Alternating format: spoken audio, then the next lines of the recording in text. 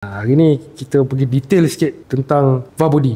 Sebab ada soalan dekat kita punya media sosial lah, tanya macam mana valve body ni boleh rosak lah, lepas tu cerita pasal solenoid lah, benda semua kan. Hari ni kita nak tunjuk lah macam mana rupa sebuah valve body dan apa benda solenoid tu dekat mana dan apa yang menyebabkan dia rosak. Okey, contoh macam depan saya ni, ini adalah sebuah valve body daripada CVT Proton yang kita baraikan. So kalau tuan-tuan dapat tengok, bila kita baraikan macam ni, kita boleh nampak yang sebenarnya parts dalam valve body ni banyak benda-benda yang kecil kan, benda-benda yang halus. Dan sistem gearbox ni sebenarnya dia memang bergantung dengan sistem minyak yang kita pakai tu. Jadi efek dia nanti, kalau macam minyak yang kita tak jaga tu, lama kelamaan kita punya CVT tu akan problem. Dan sebab geseran antara kita punya puli dengan steel belt tu akan menyebabkan ada orang kata abuk-abuk besi kan, yang halus-halus kan. So abuk-abuk besi tu nanti dia akan masuk pula ke dalam kita punya valve body. Dekat valve body ada solenoid. Dekat solenoid ni macam yang Proton ni punya, dia ada, kalau nampak dia ada filter lah. So filter-filter ni lah fungsi dia untuk menapis segala abu-abu ataupun kotoran yang berada dalam minyak tu. Kalau kita biarkan terlalu lama, sampai 100,000,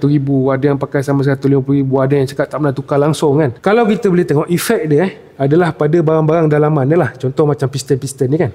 Piston-piston ni, kalau kita boleh tengok dekat sini, memang dia nampak banyak kesan-kesan cala kan. Sebelum tu, valve body yang saya tunjuk ni, valve body yang dah rosak. Ini bukan yang elok, ini yang dah rosak. Dan hari ni kita bedah siasat kenapa benda ni rosak lah. So saya nak tunjuk pada tuan-tuan lah, apa efek daripada minyak yang kita tak jaga kan. Nampak dia punya cala-cala ni kan. Kalau nak tengok dengan mata kasar memang dia tak apa nampak, tapi benda macam ni yang efek sebenarnya, yang akan buat kereta kita jerking, akan buat kereta tu tak masuk gear. Pressure minyak yang lalu dalam valve body ni tak sampai, pressure tu tak cukup, yang menyebabkan gear tu jadi nak tukar tak nak tukar, nak tukar tak nak tukar. Bukan kita je confused, gearbox tu sendiri pun confused. Cara nak mengatasi masalah ni ialah dengan buat yang seperti yang kita suggestkan, iaitu pertukaran minyak gearbox tu setiap 20,000 km, dan setiap 40,000 km kita tukar minyak gearbox dan tukar sekali filter. Okey tuan-tuan, kalau tuan-tuan ada masalah dengan kenderaan tuan-tuan, masalah dengan gearbox tu utamanya, boleh datang. Nak check boleh, nak minta kita diagnose boleh, nak servis boleh. Boleh datang ke Transmedia Automotive. Kita berada dekat seksyen 15 Shah Alam. Kita buka hari-hari kecuali hari Jumaat, sebab hari Jumaat kita cuti. Dan kalau ada sebarang soalan ataupun pertanyaan, boleh klik link kita di bio, dan jangan lupa follow, like, comment, share Mechanic Transmission. Terjumpa lagi, bye-bye.